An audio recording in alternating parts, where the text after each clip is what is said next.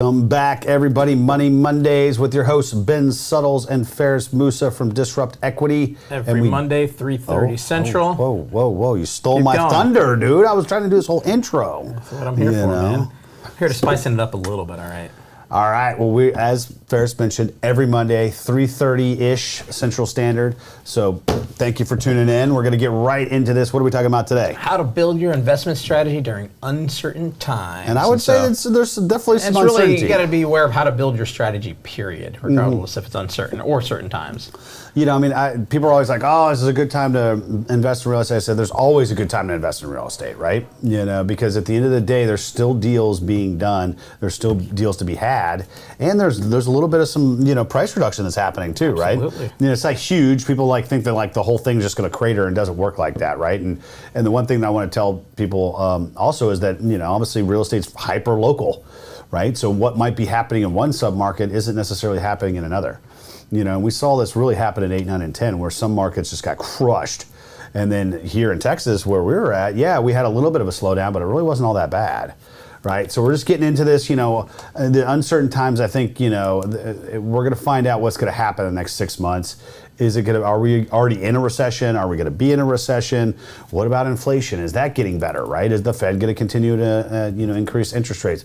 All that still is TBD, folks. Nobody knows. We don't have our little crystal ball. If we did, we probably wouldn't be talking to you right now because we'd be, I don't know, trillionaires or whatever. And Gazillionaires, sorry. Whatever big number you can think of, that's what we would be. But we're just going to give you kind of our best guess as to it, but we obviously, want to put a disclaimer out there. Check with your financial advisor and everybody else, right? We're not here to provide investment advice, right? But we're going to talk about the current state of the market, and I'd say that uncertainty is probably a good way to describe it, right? Completely agree. And not necessarily uncertainty in terms of the underlying fundamentals of certain commercial real estate, especially apartment complexes. That's still there. There's still a supply and demand imbalance. There's still an affordability problem in this country, right? They're not building B and C class product anymore, A- deals. It's all swanky A+ wrap stuff, right? So you still have people that are coming into the renter pool and they still have limited deals that they can invest in. And then on top of that, you just have a lot more renters these days too. So you have to realize that there's that supply and demand, and the more demand that you have and the less supply that you have is going to result in increase in rents, right? The other thing that's happening too, at least in the markets that we're in, which is the Sun Belt, right? Yep. Is that you've got population growth and you've got job growth. All of those things lead to increase in rents. That hasn't changed. Yeah, and it's just right? the fundamentals, right, is the big thing. The fundamentals are still there. You can bet on appreciation, all these things happening, but it's in your interest to do it in places that make your job easier. We say this all the time, right? Population growth, job growth, the two biggest drivers to help make your world easy in multifamily investing, right? Absolutely. Now, the thing that can make it, impact it the other way is obviously oversupply. But again, typically with supply, that's only being done whenever there's job growth, population growth. And really, again, we go back to there's already a supply and demand imbalance. That hasn't happened. The builders cannot keep up with the growth in some of these markets. So you're never going to have that oversaturation. Now, I'm not saying never, but I'm just going to say right now, right? So going back to to the earlier question, which is the state of the current market, right? What we're suggesting is that the fundamentals are still there, right? It's still great to be an apartment investor and invest in apartments, right? What has been led to the uncertainty is the run up in rates, right? It's the debt side of things, It's the debt side, right? It's not like there's no longer, I'm selling widgets and nobody wants to buy my widgets anymore. Yeah, no, there's still a ton of demand. Rents are still going up, but the point is that interest rates have gone up. And so what happens? Right? Whenever interest rates go up, some deals aren't going to work anymore, or some deals need to be worked out where the price needs to be lowered in order for them to work. Right? Because what ends up happening when you have a higher interest rate, you have less loan proceeds. All of that's just going to essentially water down returns. So until kind of the pricing kind of, gets into an equilibrium with the run up in rates, which is happening right now, you're going to have some imbalance there too, right? So people have kind of taken a step back, right? Where's the debt market going? Who are still the lenders out there? We're looking at fixed rate options. Now all of a sudden bridge is like this, weird thing, right? Even though there's still a lot of debt out there. But that's really the only big difference between now and 4 months ago. Yep. Is the run up in rates. And then right? with that, right, as an investor, you have to account for, okay, how much of my positive cash flow now needs to go to service that debt, right? And then what may happen with cap rates, right? Cap rates are tied to interest rates, regardless of what you think. There's definitely a correlation there. There's some kind of a correlation. And it's a question of, what will my cap rates be whenever I go to exit, go to refi, whatever it is, right, whatever happens. So those are kind of the factors, but it's still, the fundamentals are still great. Still a lot of interest in it. The product can still produce, cash flow, assuming, right, you're not paying too much on debt service. Absolutely, right? So there's, again, you have to underwrite, and we're telling people that you should be underwriting at a minimum 5% interest rate right now. If you're not, if you're still trying to think you're going to get a 3.5% rate or even a 4% or 4.5%, not going to happen, folks, right? You need to be underwriting all your deals at least 5. It could be even a little bit more than that, right? Because right now, SOFR still might run. The Fed could increase rates another 2 times this summer. We've talked about this on an earlier show, right, about inflation. So just know that that is what is leading to the uncertainty. The one other thing that I'm going to say that is different than 8, 9, and 10, 8, 9, and 10, the credit market literally ceased up. There was no credit to be had. They couldn't lend money out because there wasn't any, the wheels of the economy weren't turning, right? Right now, there's still plenty of liquidity. There's still plenty of equity and there's still plenty of debt. So that's another thing that's really leading to, hey, the fundamentals are still there. You just need to underwrite your deals to a different interest rate now. And if your deal still supports that, then go ahead and roll with it, right? And so that's the one thing that I'm going to say about the current state of the market, right? Now what actions as an investor should you not take during these shifts? I think, again, being too aggressive with how you're underwriting interest rates or being too aggressive on what your reversion caps are going to be. Yeah, and those things are shifting. And maybe the one thing to add to is what your debt service coverage ratio is on the refi. That's the other big one. Yes. As you have to pay more debt, obviously your coverage goes down like for like. So you have to kind of compensate for that by lowering your debt and what you're refining out, and that's where it can really go to screw a deal over. Yeah, so you got to be smart about that, right? Your debt cover has to happen. If you don't know what debt service coverage ratio is, folks, there's plenty of information online. Go look that up, right? But you need to send me an email. I'll send you Ben's cell phone number. You can text him, and he can kind of help answer that for you. Yes, please. I love talking about it. It's my favorite topic. But point is, and he brings up a great point, right? When you're looking to get into these deals, everybody's looking at what's happening right now for the next 1 to 3 years, right? But I think the other thing that might be shifting a little bit too is that people are going to be holding on to these things for a little bit longer too, right? And they might even exercise some extension options within their bridge loan, or they might be refining and let's hold on to it for a little bit longer too, right? I think the last 10 years was very much like things were just so hot that you could get out of this stuff within 18, 24, 36 months, and you were doubling your money. I think that people need to be realistic, including passive investors, that things are going to be, now it's going to be probably more that 5 to 10 year horizon versus that 3 to 5. Right, and we always underwrote our deals 5 to 7 years anyway, just to play in some buffer.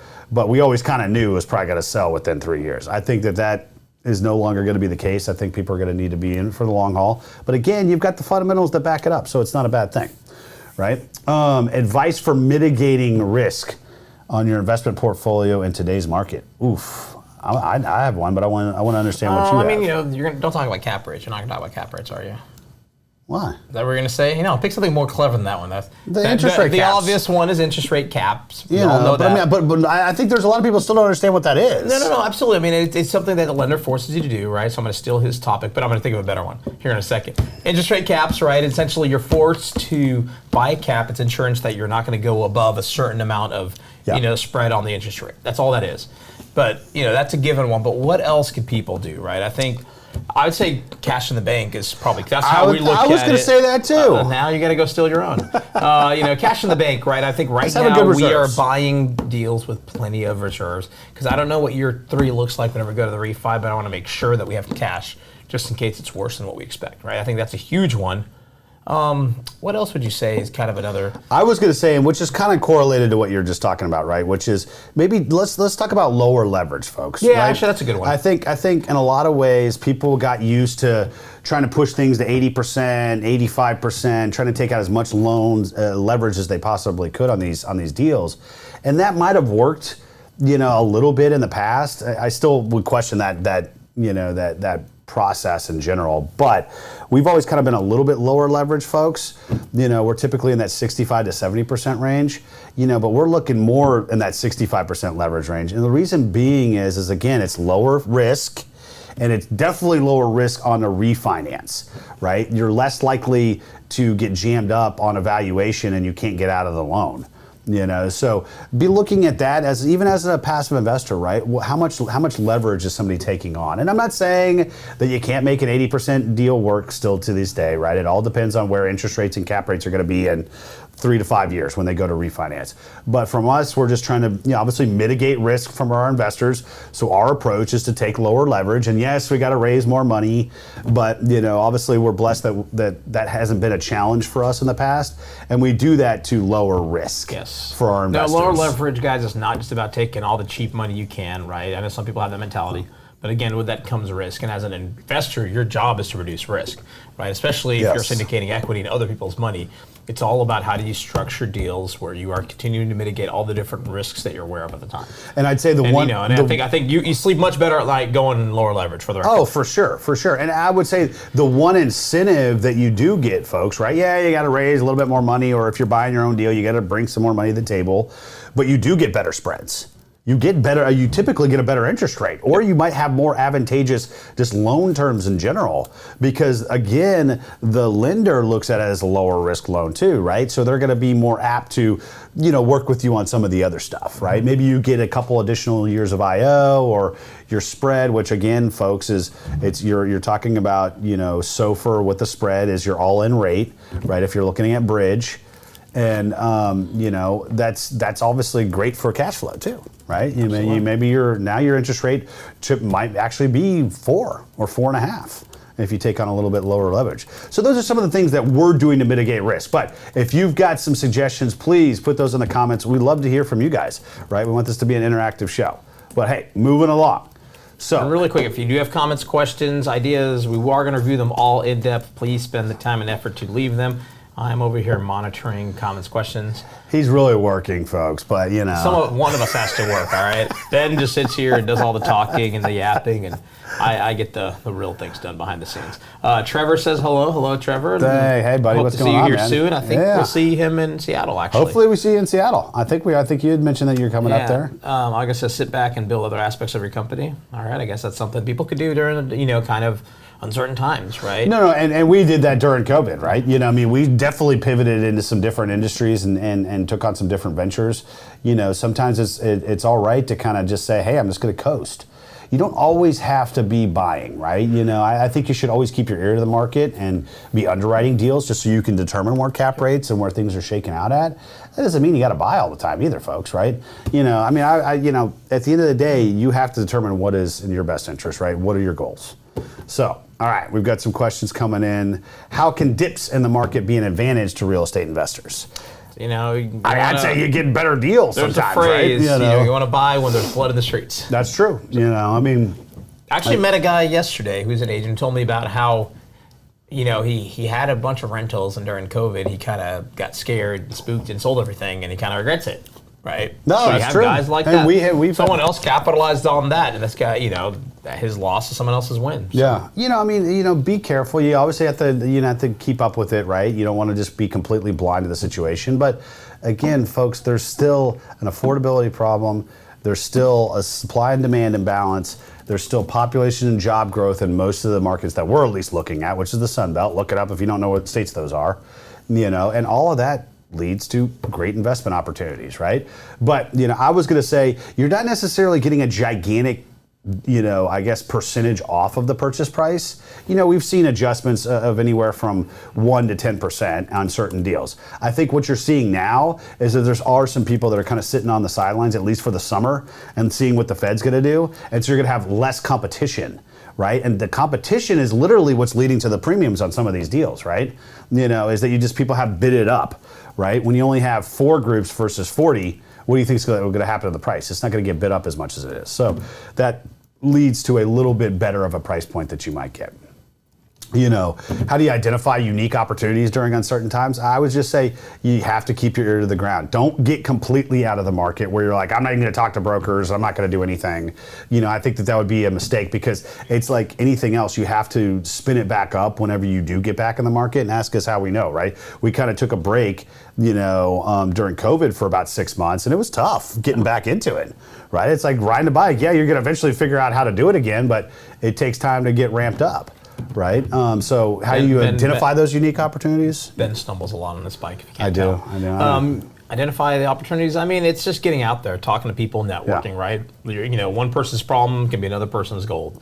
So you're getting out there looking for those opportunities, and just, ears to the ground. That's really, I think, the answer. Yeah, no, for sure. You got to keep your ear to the ground, and you'll find opportunities. They are out there, and the brokers, trust me, they're going to be a little bit more responsive these days, because they don't have those 40 groups that are calling them up. No. So we have seen that. We 5 to 10. Yeah, we have those people kind of circling back to us, right? So, our final thoughts on this, right? How to build your investment strategy during uncertain times. I would say you always need to be in the market. You need to be keeping your ear to the ground. And the best time to buy real estate, just to hate to say, repeat a cliche, is right now. Right? Don't think that you're ever going to time the market. I think that's everybody's challenge. They're almost salivating at some bearish thing that's going to happen, some black swan event that's going to just crater real estate, and they've got all this cash that they're sitting on, and they're just waiting for that opportunity. I just don't see that's going to happen, right? It's going to slow down. It might trickle down a little bit, right? It might stay kind of stagnant for a year or two. But at the end of the day, real estate's always like this, folks. So don't be that guy or gal that's just sitting on a war chest of money that's getting burned up in inflation and waiting for that perfect opportunity to get in the market, right? You obviously want to pick your winning horse, but don't ever just wait for it to come along. You got to go out there and make it happen. Right? If you have comments, questions, please leave them. We will answer them live. It's open Q&A section. So let's see, go through in a few. One of them says, do you guys think the next interest rate hike will have greater effect on prices compared to the other recent hikes? It's the reality now. I think things are already adjusting, right? Things adjust still fairly quickly, still adjusting. Yeah. Right? It's about expectations, right? It's about not the hike that's coming this month. It's really the one next month, right? And kind of how do people react to that? Yeah, because I think there is definitely going to be a 50 basis hike this month. Inflation is here. What are they going to do next month? It's about really what do people expect. And, and I think, again, there's still a lot of demand for multifamily. So I don't think you're going to see apartments go back to the 10, 20 a door like it ever was, right? There's just a lot more interest in it. People realize it's a nice, stable asset class. So that's not happening right now. Will things soften up? I mean, probably. Who knows, right? So. Yeah. Let's see. Jeff Davis says hello. He says, replying to Trevor. Sup, Trevor. Let's keep going then. All right. So we had some leftover Q&A from our last session, right? So we kind of go over self-management versus third-party management. People actually like this conversation, right? So they actually had some follow-up questions. So what level of involvement should you have with a third-party property management company? I'd say you need to be very involved. Right? Involved, keeping them accountable, right? Reviewing the data and having access to that data. Yes. Right? And keeping them accountable is the big thing, right? Are they doing what they said they're going to do, right? Are they delivering? And if not, identifying why. Yeah, so I mean, and we have weekly calls with all of our management companies, right? So you just have to be smart about it, right? And you got to be, maybe even once a month, like financial sync, like how is the financials going, and keeping up with them and making sure that they're sticking to the budget that they provided to you, right? Next question: how do you find a good property management company in an area you don't live in? Again, I think I might have mentioned this even on the thing. It's all about referrals, right? Even asking referrals of people that are already in the market that right? Hey, who are you using? Oh, I'm using so-and-so. Or asking the broker. Brokers have been great, even in the past, have been great referrals for us, right? Oh, go talk to so-and-so over at this company and they'll provide you the contact, right? And then if that doesn't work and you don't know anybody and nobody will tell you anything, then you probably just need to start Googling it, right? But the one thing, that you need to do is you need to vet these people. You need to call referrals. You need to go to the properties that they're currently managing and make sure that you're comfortable with them, right? Don't just take some slick sales pitch from a business development person and think that this is the best thing since sliced bread. Do some homework, folks, right? Because the property management company is one of the most important parts of you being successful or you not being successful on your deals. We've talked about property management You know our stance on that, right? You know, what makes a good property management company? I think transparency. Results. Well, results for sure, right? You know, I mean, just did they deliver on what transparency, they availability, right? Yes. And just Communication. Cannabis. Yeah, I was gonna say cannabis communication, good, bad, and ugly. So I mean, yeah, I think the two most things, and I'm on the asset management side here. I think the most important thing for me is communication, transparency, and just being available when I need them to be available, right? Because sometimes some of this stuff's urgent. Right? I mean, if it takes them days to get back to you or something like that, that's a problem, right? But also, ultimately, at the end of the day, rubber meets the road, right? It's all about results.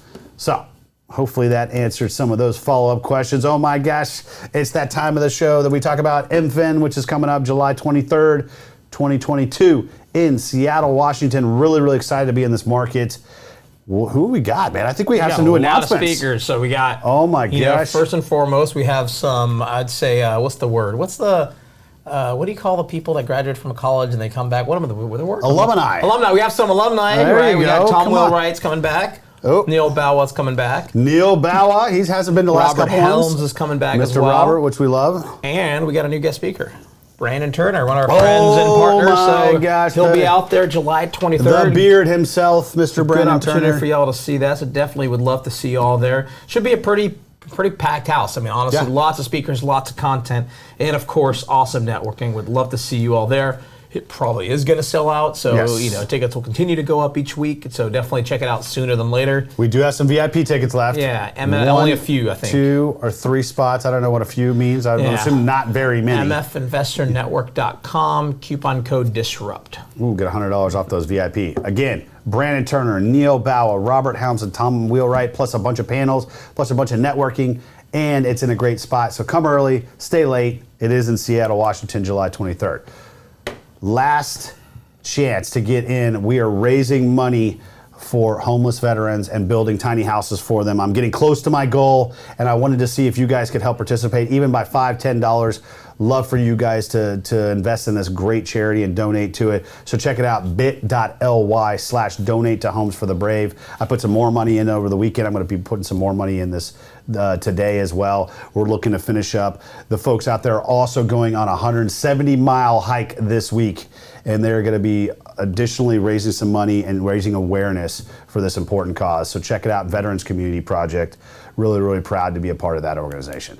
All right, coming up next week, or actually, no, it's this week. Sorry, Shannon just gave me the look. All right, it's this week. Texas Multifamily Masters Virtual Multifamily Meetup.